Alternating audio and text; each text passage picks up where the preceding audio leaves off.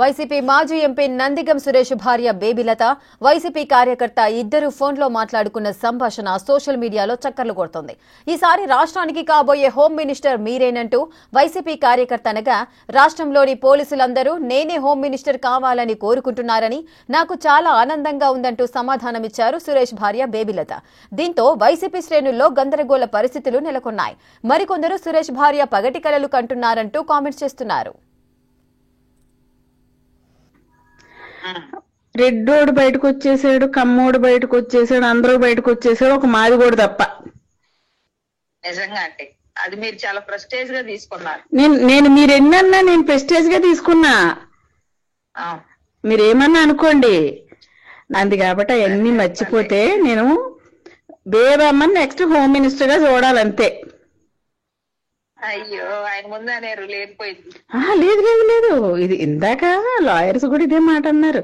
మీరు అనుకుంటున్నాక మన కోర్టు ఎదురుగా నిన్న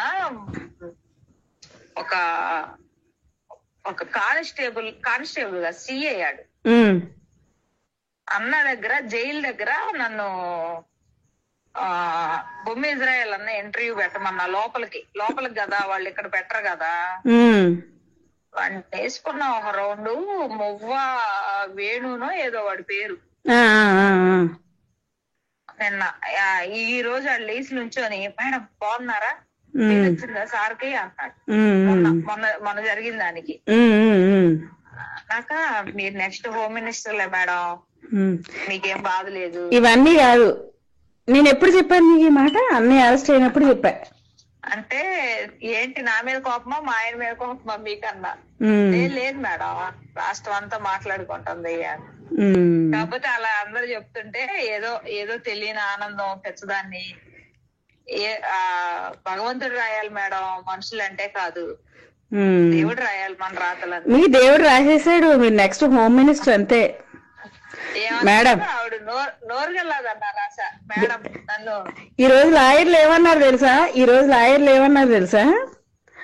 మీరు నమ్మరు, ఆయన బయటకు వచ్చిన తర్వాత బేబమ్మదే హవా సాగుతుంది.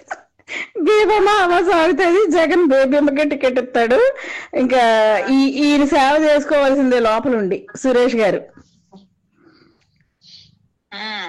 నేను నోరుగల్లదన్నారా మేడం? నేను ఎవరిని ఏమన్నానండి? మీరు అనలేదు, మీ ఇంటర్వ్యూలు మాట్లాడుతున్నాయి. నేను ఏదో ఏడండి మేడం అంటే జూమ్ పెట్టినా కూడా కంట్లో కన్నీళ్ళు కనబట్టలేదు కానీ తుడుచుకుంటున్నారు మీరు.